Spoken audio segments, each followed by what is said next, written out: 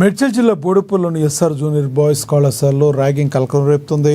మహబూబాబాద్ జిల్లా పెద్ద వంగరకి చెందిన గణేష్ ఎంపీపీసీ ఇంటర్ మొదటి సంవత్సరం చదువుతున్నాడు. వారం క్రితం రాత్రి వేళల్లో కాలేజీలో 3 విద్యార్థులు గణేష్ని ర్యాగింగ్ చేస్తూ దాడి చేశారు. ఈ విషయంపై తల్లిదండ్రులకు తెలియజేయడంతో ప్రిన్సిపాల్ను ప్రశ్నించగా ఆయన స్పందించలేదు. దీంతో పోలీసులకు ఫిర్యాదు చేసి పట్టించుకోకపోవడంతో కాలేజీ ముందు ఆందోళనకు దిగారు.